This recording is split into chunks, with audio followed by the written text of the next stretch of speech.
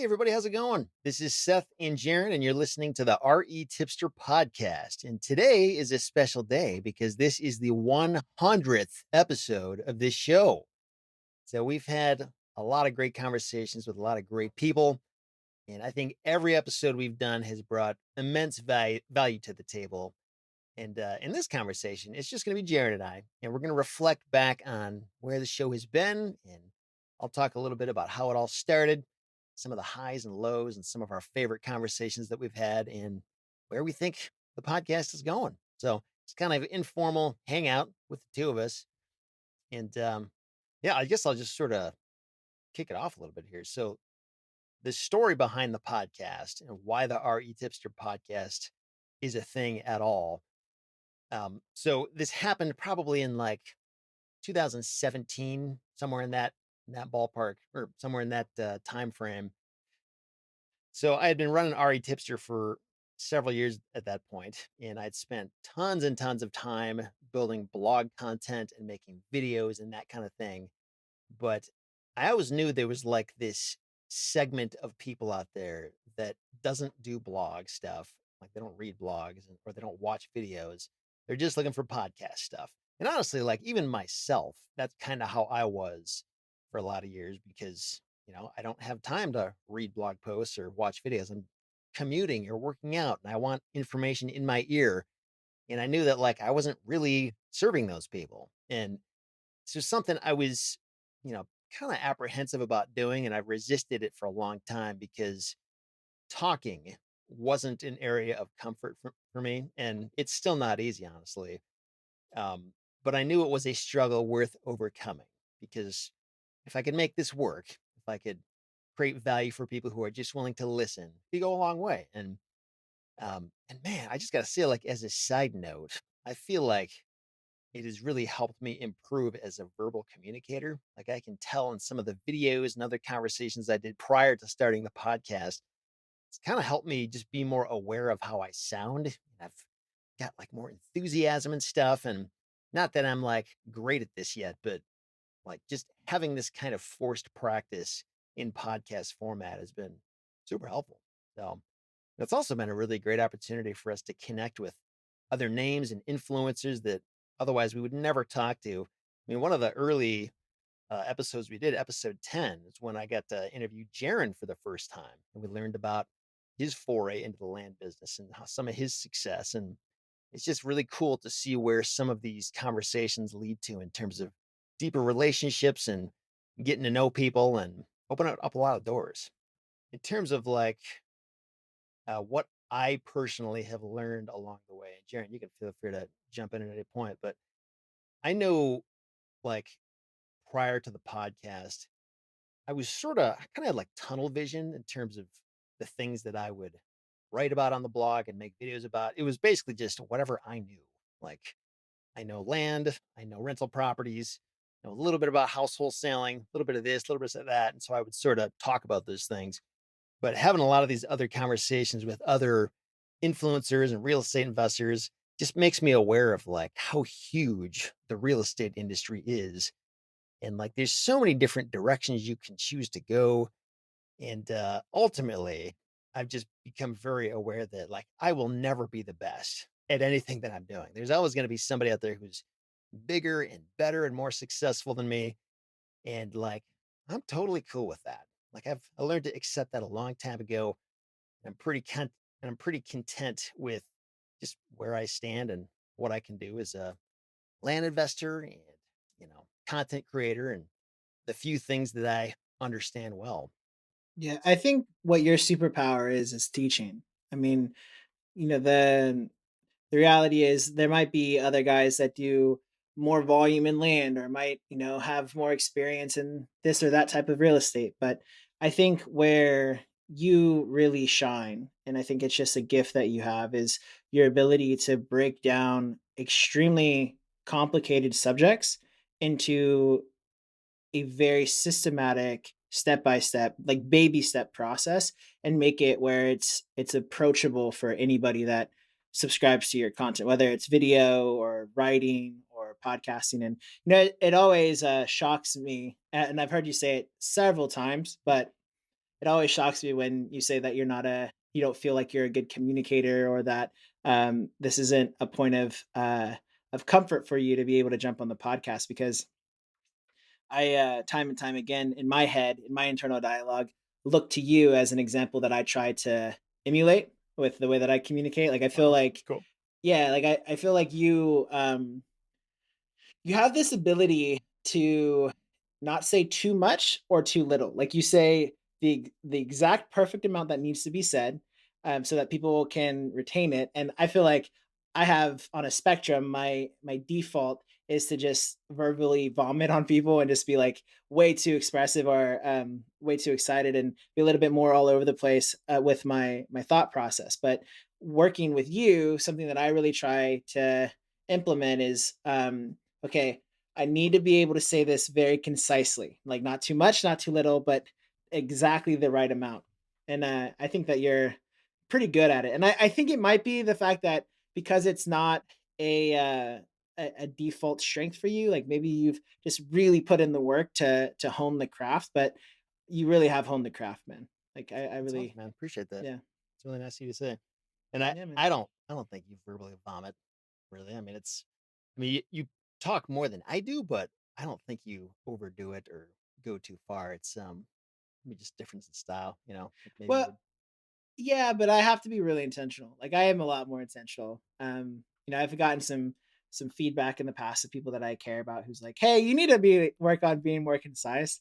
And even though that stung when I gotten that feedback, even from like people like my wife, like multiple different sources, it definitely stings, but I think it's true. Like a good communicator knows how to bring somebody from point A to point Z in the most efficient way possible, the fewest words as possible. And even in my writing, like I used to think that trying to sound sophisticated or using fancy language or whatever in my writing like would make me come across as impressive, but it doesn't at all. All it does is muddy up the waters. And something that you really have taught me over and over again from a communication standpoint is um, that being as short and sweet as you can be while still getting the point across is the overarching principle in communication.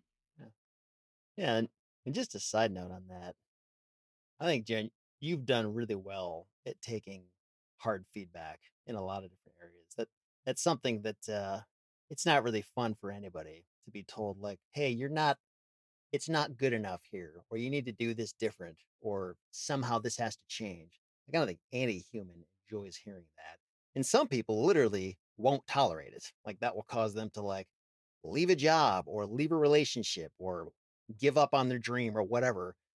And I just know you've been really resilient at hearing that kind of feedback and not letting it destroy you internally, but just like, wrestling with it and moving forward and doing better. And that's truly admirable. It's a huge quality. Thanks, man. Yeah, I just think it's really important to remain teachable, because if you don't, you're going to hinder your ability to grow. It's actually another interesting thing I don't know if I discovered, but just been made more aware of it with all the different people we've talked to is that people really love talking about their highlights. I think we're almost sort of programmed in our society anyway. Like that's what you let show.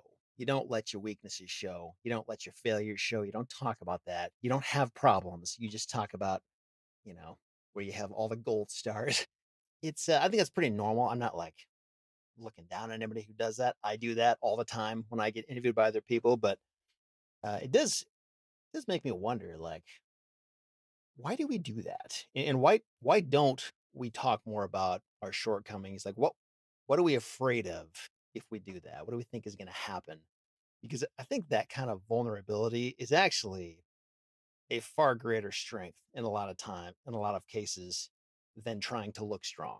Like if somebody's willing to be real and just be honest about something, it's so rare, you know? And I that's something that I would like to do a better job at. Just like in life in general, not even just with RE tipster stuff, but just being okay letting my failures show, like not having to be the best, smartest person in the room, just like saying, "Hey, you're better than me. Let's hear what you have to say about it." And I don't think, especially in the real estate investing education space, like people don't do that. That's like not how you operate. Like you need to come across as the greatest person who has all the best ideas. And I don't know. I do understand to a point why that assumption exists and why people act like that, because obviously you do have good ideas or you wouldn't be trying to say anything. But at the same time, like you got to let that other side show and have that contrast there. Most people don't seem to do that. I think you have to have a certain level of results in order to be able to be vulnerable like that, though, because um, if you don't have a successful track record to back up that vulnerability, then you're not going to really have much influence because people at the end of the day, they want to hear what you have to say because you have something that can help them. But if all you have is like, yeah, I just failed at everything I've ever done in my entire life, that's not really going to help, uh, people out there. So they'll just be like, oh, thanks for being honest. And then they'll move on. But if you have I think one of the most powerful things you can do for people is if you do have a certain level of success, being honest about the struggles to get there and the limiting beliefs and the self doubts and all that stuff. I mean, I think you do a really good job of that, especially being in this space because I think real estate just attracts kind of a more, I don't want to say the word arrogant, but just somebody who like a personality that's kind of domineering and kind of rah rah and those people don't have the ability to kind of share their insecurities and vulnerabilities. But for people coming up who are looking at those guys as like the shining light of, maybe someday I can be like that guy. It's really powerful to just be human and show that, hey, yeah, I struggle too, and I doubt myself too, but you just, you deal with that and you keep going and you'll Mhm. eventually get there. Sort of like there's been this template established for like, this is what an online personality is supposed to look like. This is what you got to do. And in the real estate world, at least, I feel like that's really stuck and it's been hard to break that mold. There's other things like people who teach YouTube and blogging where they've definitely gotten away from that. Like they're not super arrogant, pretty honest about it. But among the real estate crowd, it just seems like, again, I don't mean to say everybody, but a lot of people seem, I don't know if they're like faking it or if they're real, but just that attitude is there, kind of that arrogant I'm the ish. greatest thing since Yeah, sliced bread and da da da da da da da. for sure. Yeah. Yeah, man. So anyway, but those are just some observations and lessons and things that I've picked up along the way. And it's been like a little over 2 years now. And I know there's been different sort of phases that the show has gone through. We used to, well, currently we're publishing episodes every other week, which is not that frequent. It's actually pretty infrequent for most podcasts. For a section in there, we were doing them every week. And that was for me personally with my, you know, just all the psyching up it takes me to do a podcast conversation that was becoming a little much. But, yeah, it's gone through different phases and different highs and lows, and some conversations were awesome. A few of them were horrible, and I'm not going to name which ones there. But if you listen to all 100, you might be able to I figure know. out which ones. I know which ones you're talking about. Yeah, those are a few hours of my life. I wish I could get back. And anyway, That's hilarious. yeah, but yeah, it's been cool just to be part of this. And I mean, I've listened to lots of podcasts over the years, and I never thought years ago that I would actually like have my own and drive the ship on one of them. So pretty cool. Yeah, it's been really exciting and a real honor to be along the journey, at least part of the way. I think the first what like 25 episodes I wasn't Yeah, I think part episode of. 24 was the first one, I think, where Jaren was officially part of this thing. So Yeah. that's a lot of RE tipster history to be part of. So it's been really cool Yeah. to have you along for the ride. Yeah, man. It's been awesome. Well, let's go through kind of what our favorite episodes have been, man. I'm really curious to hear what your thoughts are. I have a handful. I think we have like, I don't know, roughly 10, right, between the two of us. Yeah, we both tried to come up with 10 and a bunch of them sort of overlapped. So we don't actually have 20 here. but we'll just go through the ones that that we have. we both came up with here. You Yeah. want to go first, or should I go first? You go first. Okay. Yeah. So mine, I don't know. These aren't like in any particular order. It's not like the first one I'm mentioning is the best, but um, one of them that I thought was pretty fun was episode 61, where we talked about Dave Ramsey versus Robert Kiyosaki about whether debt is a good thing or a bad thing. And I don't know what it was about that, but that was like a super popular episode. Like tons of people listened to that one. And maybe it's because we use those two well-known names in the title. That's my best guess. But I don't know, it was just a really fun conversation where I think that was actually one of the first ones we did for a stint there. We did a bunch of them where it was just Jaron and me, where we didn't have a guest. We were just going back and forth. I think that was the first one of several where we did that, and just had really good things to say. And it was one of those things where, like, I didn't even really know all the thoughts that were in my head until we talked about it, and a bunch of stuff came out, and it was just like, oh, interesting. So I remember Yeah. listening to it after the fact and like really enjoying our conversation. Yeah, yeah. I actually had that when I set up my top 10. That was one of the leading contenders. I think it was like ended up being number 11 or 12. It was just a really it was just a really honest dialogue about debt and being in real estate. A lot of people like those two figures, but they have pretty opposing views on some things. So us kind of walking through the different philosophies and then kind of coming to a conclusion of what we both believe personally about it. It was also really helpful for me as well. Yeah. Yeah, you're right. It's almost sort of like this inner conflict because, like, I know they're both right, but like, but they don't agree. So they can't both be right. And so where are they right and where they're wrong? And I felt like we just picked it apart and dissected it pretty well. Yeah. You can check out that one if you want to at retipster.com/61. And by the way, again, this is episode 100. So if you want to see a list of all of these things we're talking about and individual links to each one, you can see the show notes for this episode at retipster.com/100. Yeah. Now, the way that I ordered mine are kind of in my absolute number one Oh, cool. versus two, three, so on. Yeah. What was your Um, first one then? yeah. So my first one is episode 49 with Diego Corzo. Oh, that's a good Um, one.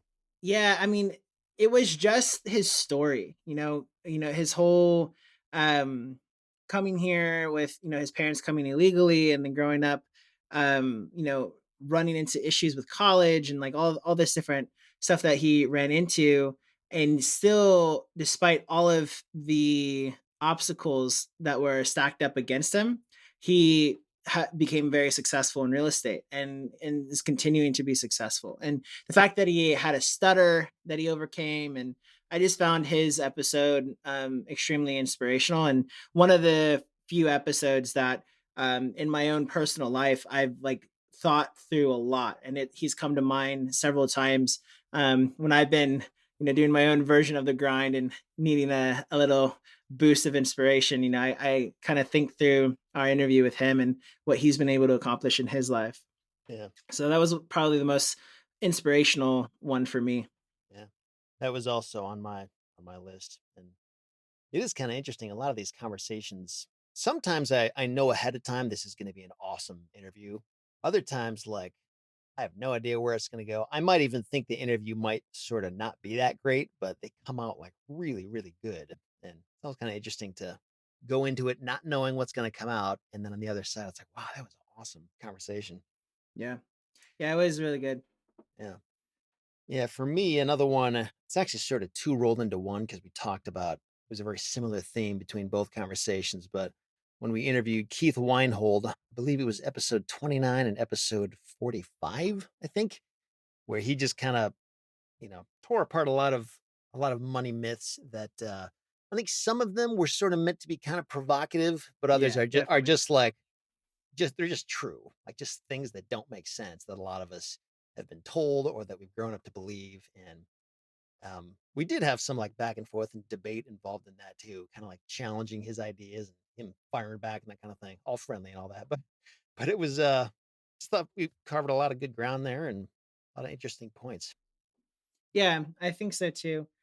I feel like I've still gone back and forth between a lot of the conversations. Like with Robert Kiyosaki versus Dave Ramsey, and then also the Keith Weinhold stuff. I feel like for me, the the best working framework so far with debt, at least for me personally, is when it comes to your personal life, don't have debt. Like credit card debt, um, even though you can make a justification based on, the cash on cash return and kind of the whole concept of leverage. I just think that practically there's something simple and beautiful about having a debt-free life, which I'm not there yet, but I'm working towards being debt-free personally.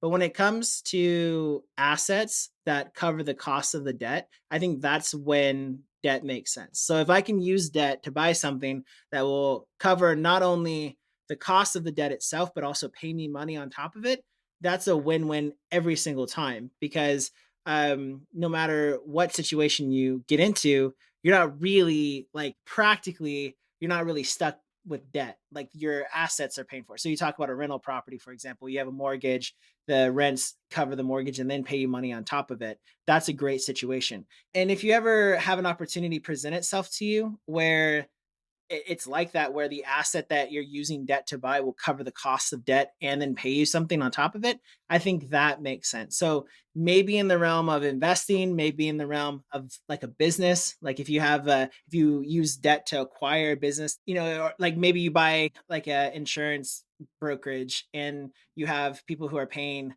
their monthly bill every single month, so you have cash flow. That would make sense to me. If I take out $100,000 to buy a, a business that's paying me $10,000 a month and it totally pays for that loan, I think that that's a win-win-win every day. So for me, moving forward in my life, the framework that I'm personally approaching is that I want as much debt as I can possibly get if I'm buying something that will cover the cost of that debt and pay me on top. If it's not that situation, like a car or like, you know, other types of things that, like credit cards and so on, I'm just going to completely stay away from it. Yeah. It's interesting. I'm actually, for the first time in my life, I'm in the very early stages of getting pre-approval for commercial financing on a possible project, and we'll get into it. But anyway, in just sending in my initial tax returns and personal financial statement and all this stuff, it was just interesting hearing the banker's perspective on like how just amazing it looked and all this stuff because I don't have any personal debt currently. Um, Including but your house. yeah, that's right. But interesting thing is, um, pretty much any conventional bank has a point at which they're going to say, "Okay, you're done. Like we've lent you enough money. We're not going to do anymore. Like pay off some of this stuff first." And part of that decision is based on like their exposure with you, and what industry you're in, all this stuff. But in a way, whatever their thought is on like we don't feel comfortable with this anymore. Sometimes that's worth paying attention to. Like, because maybe you shouldn't be comfortable with it either. Like, there's a reason why they don't want to give you more money. Because usually a bank is a place that will only lend you money if you can prove you don't really need it. Like you're basically a very low risk and they're very sure you're going to pay them back. So if they start getting skittish on that, that might be a little red flag. Like, hey, like you're probably fine, but you might want to think about, shoring up your balance sheet a little bit or getting rid of some personal debt or something. Like, if they're not comfortable, try to understand why and think honestly, like, should you do this? Should things be more, uh, you know, should the risk go down before you start doing more stuff? So, kind of interesting thing. So my next one is episode 64 with Kyle Marcotte. So this guy is like 21, 22 years old and he has like 100 and I think 70 units or something under management. And I just was very, very, very impressed with this guy. I actually wrote an entire blog article about his course. I went through his course and wrote a really great review of it because, to be honest, it was the best course that I've taken on apartment syndication. And I don't say that lightly. I've really put the time into a bunch of different courses, and it was just very. straightforward, to the point. This is the meat and potatoes of what you need to do to be successful. This is how it all works. And there weren't any gaps. That's like the biggest takeaway is like so many education products out there intentionally have gaps so that you like pay for a higher priced product like coaching or something like that. But with his course, there was no gaps. It was just like, yeah, here's literally everything that you need to be successful. And just his personality, I thought he was like super down to earth and he was super chill.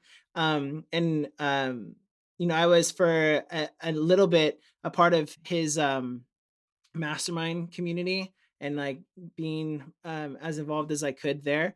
And he just attracts a bunch of really down to earth, no ego people. And like we said earlier, that's really rare to find in real estate and especially in the apartment syndication space because there's so much money that's involved and so many moving parts.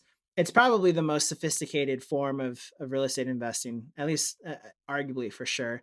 And he's just super down to earth. And the fact that he um has accomplished so much at 22, like it again, I think a lot of these are more on the inspirational track for me. That's the impact that he had. I realized like, man, if he could do what he's done at 22, like what can I accomplish? And I try not to beat myself up over it where I'm like, man, I'm such a bum. Like I'm about to be 30, what have I done with my life? But yeah, I mean his stuff is just really good content and I know he's going to go really far. Like I think he's probably going to end up being like a really influential person in real estate in the future just because of how far he is at such an early age. But it's also his personality. Like he's just like a bona fide good dude, and it's awesome. Yeah. Yeah, he was also on my list that episode, and um, I think the guy is a genius. I mean, just given his age, and for me, it was a kind of what you were saying, Jaron. It was a reminder to me that like age is really just a number, and it doesn't need to hold you back from anything. And uh, I know when I was 21 or 22, or really most of my 20s, I sort of had this frame of mind of like I'm the young guy, like I'm the one who doesn't know anything, like go ahead and look down on me. You can trample over me. That's okay. That was just sort of my mindset. And there's a few people that I know. He's one of them where it's like, um, I would never look at his age and think, well, he must not be able to do it because he's only 22. It's like, no, dude has proven himself to be highly intelligent and capable and even experienced. And he's one of those people that like I doubt anybody questions him about his age. I mean, maybe when you look at him, he looks young, but aside from that, like just talking to him, like he knows just as much, if not way more, than people who are, in their 40s and 50s. He's just a really smart guy. So, Yeah. Yeah. It's just really inspirational. yeah. Next one on my list was episode 79 with Andrew Flanagan. And That was on my list too. That was one of the ones we overlapped. yeah, and it's funny because we've talked to several people who had kind of a similar story to him, where like they were able to quit their job and go do their land business full time, and just the excitement behind that, and different deals they've done, and maybe it was his personality, maybe it was the fact that he spent so much time worshiping me in that episode. I really enjoyed the vibe from that, but I don't know. I really enjoyed talking to him. I liked hearing about his story, and um, he used pretty much postcards and delinquent tax lists exclusively, at least at the time we talked to him. And that's not a common thing. Like usually people will move on to blind offers or not use delinquent tax lists. And he kind of just like stuck to that approach, and it really worked well for him. And it was cool to hear about that. Yeah, and that's why he was on my list is because I hear so many people that say the delinquent tax list doesn't work anymore and postcards don't work. And something that I learned from just walking with you over the last couple of years is people like to jump to conclusions and put out definitive statements about stuff, but it's not always definitive. Like what you can say is blind offers and delinquent tax lists might not work in this county or this state, but he was a full on case study that, I mean, he quit his job and is doing land full time, doing something that other people say just doesn't work anymore, or is, too difficult to get the list or whatever. I mean, if you're in the right county, I mean that his direct mail costs are way cheaper than most people's, and it's just awesome. Like I just was really like, okay, yeah. Case in point, he put the period at the end of the sentence. It's not always black and white. Yeah. Yeah, and it's you know, my point isn't to like talk down about one way or the other. It's just that like there's many different ways to skin a cat, and you can't really make definitive statements about what does or doesn't work all the time. And he was just a guy that kind of took a path that's not never traveled by, but less traveled by, I think, by the masses, and it's worked really well for him. And um, yeah, so I really enjoyed talking to him, and he's also been pretty good contributor in like our Facebook group and on our forum, and he jumps in there and leaves good feedback for people and asks good questions, and I just appreciated his involvement along with many of the other people that we've interviewed. So the next one on my list is episode 48 with Will Mitchell. He's the head of Remax for both the country of Belize and the country of the Bahamas. And that was just a very eye-opening episode for me. It really kind of just got my wheels turning and my like dream, like it just really filled my dream tank, because I realized I can buy really cool real estate properties in really cool tropical places around the world. And I don't know at what point this would happen or if it will ever happen, but ever since that episode, I find myself dreaming about owning, rental properties or some kind of investment properties that I can Airbnb in places like Belize. And I've never been. I probably will have to visit and verify that I actually want to buy property there. But the fact that he set my mind at ease, there are nations out there that are developing nations that have a really solid judicial system, and that the government's not corrupt to the point of no return. And that there are places that are uh, tropical and beautiful and paradise on earth that you can own property in and actually have legitimate property rights as a foreigner. And so that was just a very eye-opening episode for me, and one that probably like will end up in the future at some point, um leading me to owning property in countries like Belize. I really enjoyed that conversation too, and that was one that I didn't think I would. I was kind of just like, well, this seems mildly interesting. It's stuff outside the US, it's unique. Let's give it a shot. And I just walked away being like, whoa, that was really cool. And I can say I'm subscribed to Will Mitchell's YouTube channel. Me And too. dude, like, I don't know of any other realtor out there that does as good a job as he does with YouTube. Like, his videos are super interesting, kind of like vlog style, where he like answers like really good questions, like legit questions that most people probably have if they're not from Belize and they're thinking about buying real estate there. Like, I don't know, check out his YouTube channel sometime. I'll link to it in the show notes. But he does a beautiful job of using that channel to inform people, and I wonder if that's like his main marketing outlet, like where he finds a lot of clients. Because I've followed a lot of the stuff that he puts on there, and it's not that I like need to know about it, but it's just interesting. Like it hooks It's me fun to and watch. draws me Yeah. in. Yeah. The next one on my list was episode 66 with Nathan Amaral. So Nathan's deal is that he lives in Portugal and also lives in Uganda, I think, depending on, I don't know if it's the time of the year or what, but he's done real estate investing in both countries and in the US. He just had a really interesting story, and I like the guy personally. I feel like I get along really well with him every time we talk, and he had a lot of interesting insights. Like I literally don't know of anybody else who invests in either of those countries, and just how in a lot of ways they're like vastly different from the US, but in other ways they're like pretty similar. It's like kind of a different world and yet not at the same time. So Yeah, he yeah. he was also in kind of a leading contender. He was, I think, again, either 11 or 12. He was pretty close to making the top 10 for me. I just really liked how, again, he just seemed like a really legitimate person, and I think that's what stands out in the people that we chose, is that all of them have been pretty down to earth, and just real, authentic. Yeah. What was your next one? So my next one is episode 51 and 53 with Mike Wagner of Storage Rebellion.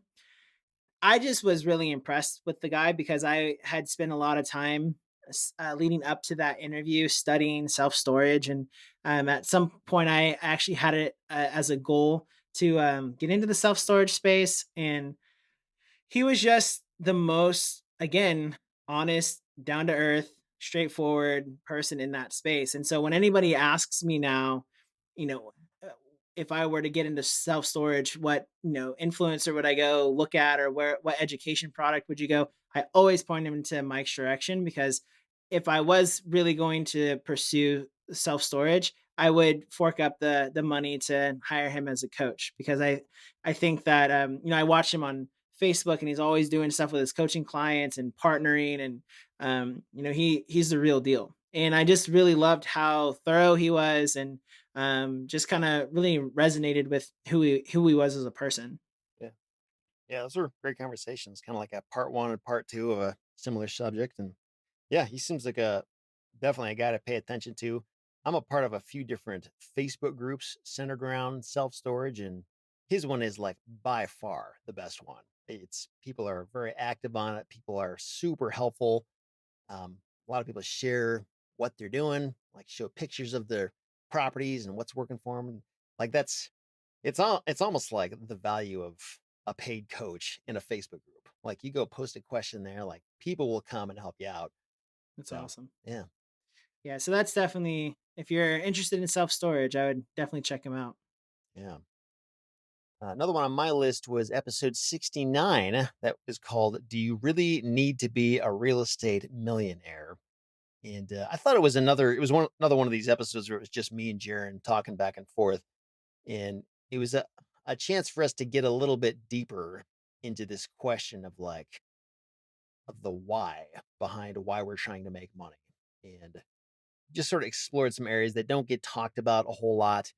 And a lot of us, I think, myself included, like when we get into this business, we're just like, okay, I gotta make money. I gotta do deals. I gotta do this and that. But like we're not really thinking about like why. Like really, really why. Get to the bottom of like why is this such an important thing? Where are we trying to go with it? Like what are we willing to sacrifice? Um, and what are we saying no to when we decide to get into this business? And we just sort of covered some important stuff that I think is worth thinking about. Yeah, man. Yeah, I really liked a lot of those topical kind of, you know, off the cuff conversations. We just pick a topic and we would just explore it. And yeah, I thought that was a really good episode as well. So the next one for me is one that's similar. It's actually the very next episode. It's episode 70, where we talked about the 10x rule versus the 80/20 principle. And I think that's a very helpful episode. I feel like a lot of people should listen through that conversation, because 10x is very popular. And I think, like we discussed in length on that episode, if you put it in the right context, it can be a very helpful principle. But if you just take 10x at face value, you can be massively wasteful with your resources and energy. And I think 80/20 is a much better approach to life, because you're not, if you first find the 80/20 leverage points and then you 10x it, then you're going to be in a really good spot. I think that's pretty much like Elon Musk's life. Is That's what he does. Is he's very efficient, finds leverage points, and then works 100-hour weeks. But if you just say, I'm just going to work more and do more and 10x my effort, and then it's going to increase my result, that's not necessarily true. Like, if I work out 1 hour a day and then I'm like, I really want to get in shape, so I'm going to start working out 10 hours a day, that doesn't work. You're going to burn out, and you don't have 10 hours a day to work out. So, I really think that, especially in the context of the real estate investing community, people really should understand where 10x makes sense. And ultimately, in my opinion, even though this is a bit presumptuous, I think 80/20 is a more superior principle to live by. So I thought that going through that, and kind of, like you said, really fleshing out the thoughts that I had in my head about the subject was really powerful. Yeah, it kind of reminds me of the Dave Ramsey versus Robert Kiyosaki thing, just because like they're both right, but like it's not a black and white thing. Like you have to understand where each one makes sense. And I think that's just a human problem is that people want a simple answer to solve all their problems. Like, just do this and everything is fixed. But like, it's just not that simple, you know? You can't just do 10x without like doing some damage in your life. You got to understand, okay, when does it make sense to do 10x? What do you have to do first? Dear listener, if you're listening to this and you have no idea what 10x or 80/20 means, we do explain both in much more context in that episode. That's retipster.com/70. The next one on my list was episode 76 called Real Estate Ruined My Marriage. And it didn't actually ruin my marriage, but I was trying to be provocative and get people to listen to it. But yeah, it was another just good conversation about, prioritization and um, just deciding what's important here, like what really matters. If my business fails, who's really going to be there at the end of the day? Like, is it worth, putting all my relationships on the line? Um, and it's not just referring to like your relationship with your spouse, but also like family, friends, uh, parents, all that stuff. So there was a lot of good stuff in that one. Yeah, man. That was a really good episode. So the next one for me is episode 98 with Luis. I just thought that he answered the question about how to build a business around assigning land better than any conversation we've had, that I've ever had on air, off air, just in general. And I just really appreciated how candid he was and how he shared. Yeah, I mean, I felt really bad, but I had to like kind of fib to this person, or like, and just really just showcased what it is to have to assign, and the pros and the cons fully honestly. And I just really thought that he did a great job. Again, he was also a very inspirational guy. He was trying to be a real estate agent in Los Angeles and was having to work as a waiter to just kind of make ends meet. He got a hold of land and then was off to the races. And I think in like a year and a half or 2 years, he's now full time in land and doing really well. And his strategy is very appealing from a financial perspective, because um, you don't have to even bring in private money lenders or do any real splits. You just get a property tied up from a purchase agreement, and then within 60 days you go and find a buyer, and all that stuff. So it was just really good. I just felt like that episode was one of those where I was like, wow, this really kind of concluded the conversation. Like, if anybody ever has a question about that, now I can point them back to that episode and say, Yeah. hey, listen to this is all you need. Yeah. Yeah. I agree. There's actually been um, a few different like forum conversations and emails I've gotten where it's like, yeah, listen to this episode. Like you're gonna learn a ton. You did a good job of laying out, and it's not like his way is like the ultimate way you have to do it, but he just had a good framework for deciding, okay, if the deal is in this price range, it goes assignment. If it's in this price range, it goes double closing. And just kind of breaking it down. And also one of my big takeaways, and just more on the inspirational side, was just his willingness to just hustle, like Yeah, just his hustle. Yeah. pick up the phone, like work hard, like don't expect anything to get handed to you. Like he'll chase stuff down. And just, I think that's a good reminder because a lot of times it's easy to sort of, I don't know why, it's easy to fall into this mentality of like, if I just click this button and send this mail, money will somehow show up in my bank account. And like, it's not that easy. It's hard. There's lots of things you got to do. And he just illustrated that really well. So, yeah. The next one for me was episode 89 with Anton Ivanov, who is a rental property investor and also runs Deal Check, which is a software that helps you analyze. Which is awesome, by the way. Yeah, yeah, and that I think what stuck out to me about that episode, I had a lot of email correspondence with him for years before we ever actually talked. But when we did talk, like I just felt like he was dropping these wisdom bombs one after another, like just super helpful stuff. And uh, on the whole software side, this deal check software that he built. So I've known about that as well for a lot of years, and I've used it from time to time. But I actually went back to it about 2 or 3 months ago now because I was looking at a couple possible commercial properties to buy, and I'd never actually done that prior to a few months ago.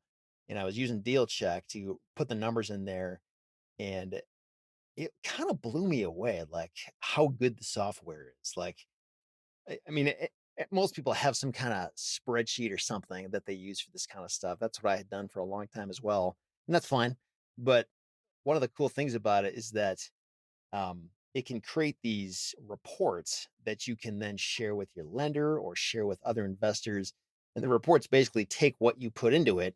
It grabs a Google Street View shot of the property and like what the cash on cash return is going to be, the cap rate. And you can also do this like it backs into the number. Say if you can put in certain requirements, say like this property must have a cash on cash return of 10%. So if that's going to be true, what does my offer price need to be? And it'll tell you, okay, well, if that's what you want, this is what your offer price has to be. Obviously, assuming all that your inputs are right. That's a huge issue, obviously. But I don't know, I just it's a really well done piece of software. And yeah, and it also comes as like a mobile app as well. So, you store it in the cloud and you take it wherever you want to go. You can do it on the fly. Just very well executed. But even aside from that, just the conversation with him I thought was really solid. Yeah, he was actually on my list too. That was one of the ones that we overlapped. So I just really appreciate how practical his advice was there. That it's not going to be fun to save money and do the stuff that actually works, but it's just kind of like everything else, like dieting and all that stuff. It just at the end of the day, you can try all these different methods and forms and so on and so forth, and all that, but it's just at some point you're just going to have to go through the pain of discipline in order to make something happen. And I think that he really uh exemplified that. Yeah. That actually reminds me of something you said a few days ago, Jared, when we were talking. You mentioned something about how, like, when you think back on all your best memories in life, like the best things you ever did or things that make you happiest, like when you remember back to like what was actually happening during those times. And a lot of it is like not really fun. It's like kind of miserable. Like actually, I have that with some of the different family vacations I've been on with my kids, where like when I think about them, I think about them very, very fondly. Like some of the happiest moments really that I've had with them. But I know like on those trips, there were many moments that were like tense and like I kind of wanted to go home. Like I was like, this isn't fun. This is not what vacation's all about. But it's just kind of funny how somehow that melts away. I don't think about that when I have those memories. And it's probably just a good reminder that like there is nothing, at least on this earth, that is like purely 100% perfect and fun and good. It's like there's always going to be that struggle. Or if it exists, it's going to cost you a lot. Like I would bet that heroin and like shooting up heroin gives you that sense of perfect feeling, but then it'll destroy your absolute life.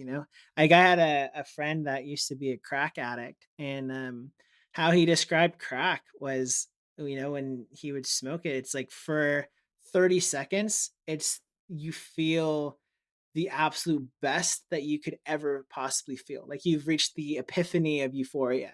And it's so good that you will do anything in your power to feel that way again.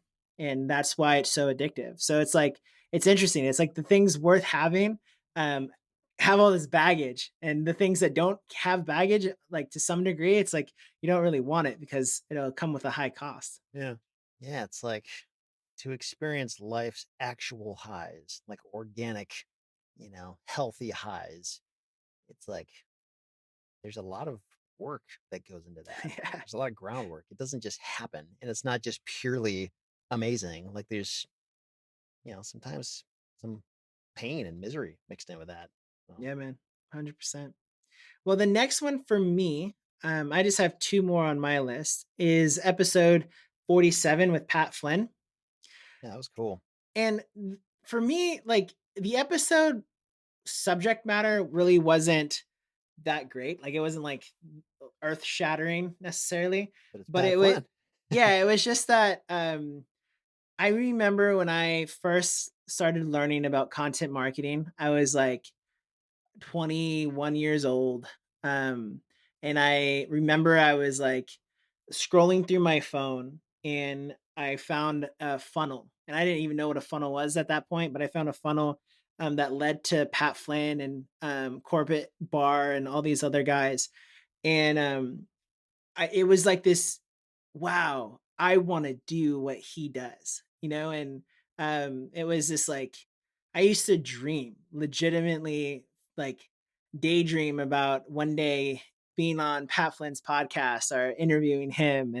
And it happened, you know what I mean? Like it's crazy that, roughly a little bit less than 10 years later, I got to sit on a podcast where it was just like, huh, like I have actualized a dream. Like this is real. Like this is tangible.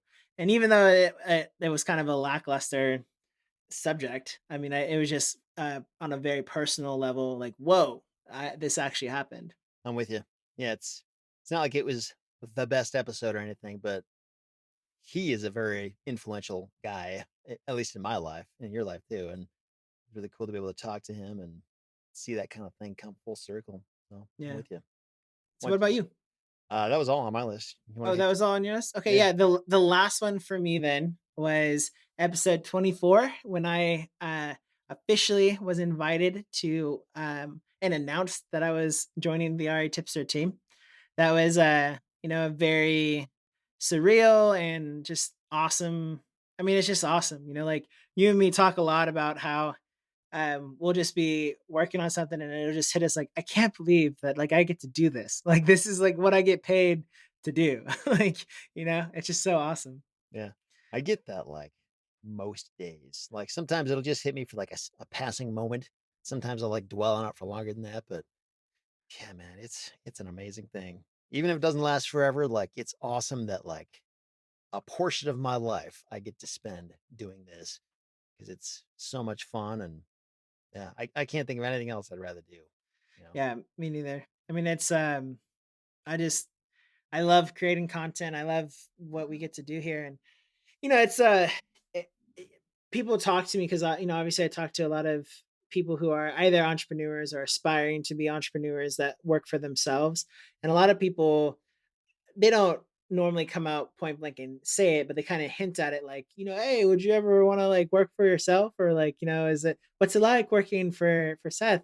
Is it like really intense? And um, I definitely feel like you have a very healthy and strong standard on quality of content, but one of the biggest perks I feel like of working with you is that I have full autonomy over my schedule. And I think that's one of the distinguishing factors between a soul sucking job that people are trying to get out of and then working for yourself is that autonomy. And I feel like I already have it. So like I don't I feel like I'm more of those. Dave Ramsey has a book called uh, entree Entre leadership. Leader, yeah, Yeah. like Entre Leadership, where he talks about how there's like entrepreneurial type people that work for companies, Hmm. and I feel like I'm very much like in that space where I'm Yeah. I'm kind of entrepreneurial, but I have a tendency to do, at least so far in my life, do the most damage working with somebody or collaborating with somebody. So I just really love being here. And a lot of people kind of scratch their heads sometimes. They're like, what? But it's like, no, no, no. Like, why would I go anywhere else? Yeah. Yeah. That's actually pretty. Sounds like a really accurate description of you. That whole what you just said about Dave Ramsey, and I think part of that is not everybody can be trusted. Like there's a lot of people who need to be managed and they need to have somebody standing over their shoulder directing every move they make. Um, and it's a fairly unique thing to find somebody where it's like you just let them go and something good is going to happen because their heart's in the right place and they have enough experience and knowledge and understand how to convey that. and that all those ingredients usually aren't always there and requires a lot of oversight, or at least some oversight. But I feel like it works well with you because you've got that self drive, and there's no need to crack a whip because like you're gonna do it yourself, and that's it's a really admirable quality. So Yeah, thanks, man. I appreciate that. yeah. So is that all of them then? I think so. And Yeah. looking back on, going through all this, I mean, we've had some really incredible opportunity to talk to some just cool people. Yeah, it's been really cool. And yeah, it's interesting looking back. I was just scrolling through all the different episodes we've done and just remembering all those people and all the things we talked about, and kind of surprised how much I remember because there's so much stuff that was covered in all those conversations, but Hmm. it's all still pretty clear in my brain. Um, yeah, it's been a lot of fun, and look forward to doing a lot more of this. And in terms of like the future direction of where it's going, so I don't know. I don't really know. I guess I haven't thought that. I don't have like this specific, roadmap on we'll do this on this date and this will happen. It's more just like it's going well. It's like we'll keep doing it and keep finding people. And I think one of the challenges is like there's no shortage of people out there who want to come on this podcast and talk and that kind of thing. But like we sort of have to know them or have a really good reason to think they're gonna have something good to say. Like we don't just say, "Yep, okay, you want to come on? Let's do it." Like we've never done that. It's always been like, "Okay, well, let me think. Do I know you? What can you show me that you've done? Like, why is this going to be really helpful to people?" And so, like, there's lots of people who would be happy to do it. But when we talk about quality people that we know are going to have something good to say, it's sort of a different game. And there's certainly still plenty of those people as well. But it takes a bit of vetting and like just knowing what's going on in the landscape and who's doing what. And yeah, and I always enjoy the ones that just you and I do, Jaron. I feel like those always come out pretty well too. But that also Yeah. requires a bit of, on my end anyway, I have to like think through a lot of, okay, what do I have to say about this before we even hit record? So yeah, and for the listeners out there, if there's an episode that you loved in particular and you want more of that, by all means, feel free to. I guess we don't have comments on the blog anymore. I guess you could email us or something, or Yeah. say something on Facebook, whatever. Wherever you see this, leave a comment there. And we're always open to that too. We want to do what you guys are finding helpful and fun to listen to. Well, to wrap this up, do we want to do one of our topic cards? I Yeah, always enjoy doing those. yeah, I do too. So, how about this? This question is, what's something that you've never been able to do well? Oh man, I need some Man, time to think there's about not that. much to choose from because I'm so good at everything I try. No, no, it's not like that. It's just like there's so many. Yeah, I, I've, I've got. I also have many, but there's something that I don't even know why, but it's popping right into my head when I saw that question. So I can go first. You want me to go first? Yeah, yeah, go for it. So for me, writing music seems like kind of a random thing, but so I've played the guitar for a long time. I've been really into lots of different music for most of my life. So like I'm a big fan of music, but for whatever reason, like I can never like my brain just doesn't work that way. Like when I think of a chord progression or what would sound good together, like I just can't do it. Um, And it's always really frustrating to me because, like, I can write other stuff like words, like stories or blog posts or whatever. When it comes to music, there's like this mental disability where I cannot do it. And I, it's one of those things where, like, if I could, that would be so much fun to like compose music and come up with things that go together and sound amazing. But I just can't. I've tried and tried and tried and it just doesn't work. And it's kinda sad to me, but whatever. God just didn't give me that gift, I guess. Yeah, I think for me, it's probably math.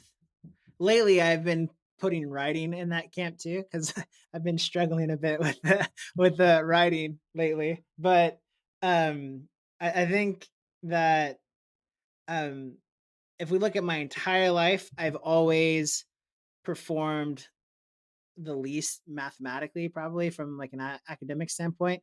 I think the reason why is my brain needs to know the purpose behind why things work. And at least in the my education, going through high school and stuff, the teacher didn't really have time to teach like the philosophy behind certain formulas, or like, I think I would probably do better in like a math theory class. Like, I think if there was ever such a thing, um that would probably really help me embrace math better. But I just like, for the longest time, because I couldn't apply mathematics to anything practical, I was just like, this is so dumb. Like, I'm not going to put my attention here. And so now I'm very dependent on a calculator. I'm very dependent on like, what's this formula again? And like, looking like, if Google didn't exist, I would be hurting pretty bad. But yeah, That makes me wonder. So, do you generally need reasons for most of the stuff you do? Like, do you need to yeah. understand why it's important? Yeah, 100%. Like, if I don't, then um, I really struggle. Because again, I don't know exactly why, but that's just how I'm wired. Like, if it's like understanding the theory behind, or the philosophy, or the overarching principle as to why I'm doing it, then I can connect it to reality, and then it clicks in my brain. But and maybe that's some of the reason behind writing that I've been struggling with, a little bit, is really understanding like, okay, why does grammar matter? When I talk this way, people understand me. So why can't I just write it that way? Mhm. Yeah. Math has always been a hard thing for me too. Like, beyond just the four basic functions of math, like, I can't do it, man. Like, I did horrible in high school level math, and getting through college level math was literally a miracle. Like, it was an act of God that I got through that. Um, and we're talking like the most basic math class I could find in college. That was an act of God for me to get through that. So, yeah, I'm with you. And I don't know, I don't know if it's like, if my struggle is because I don't understand the reason as much as like, I just literally, my brain can't put it together. Like, it doesn't get it. I know, like, when I was getting through accounting, luckily that doesn't rely on anything like super complex, but there's still a lot of like reasoning and assumptions that you have to understand to make that all make sense as well. And the times when I was able to make sense of it, it was when I was able to like visualize the numbers in my head. Like, almost like, okay, so I take 20 beans out of this cup and put it in this cup instead. This, liability is now an asset or whatever. But being able to like see it in my head, that was when it made sense. So maybe it's because I'm like a visual learner. I don't Hmm. know. But What's really interesting is that both you and me feel like we're not very good at math, but we're both in real estate and teach people how to like yeah, do math all day long, that's scary. Yeah. But again, like, it's all the basic stuff. And that's a very different animal than like trigonometry or or, calculus or some yeah, who or knows what. statistics. Yeah. Yeah. Cool, man. That was a fun conversation, fun episode. I'm looking forward to 100 more episodes. Yeah. And and if you guys want to see links to all these conversations again, retipster.com/100. And if you're listening to this on your phone, you can go ahead and text the word free, FREE, to the number 33777. And you can stay up to date on the next 100 episodes we have coming up. So thanks again, everybody, for sticking with us, whether you've been through us for all 100 episodes or just if this is your first one. Appreciate you giving us your time and your ears and your attention. And wish you all the best in your business and in your life. Talk to you next time.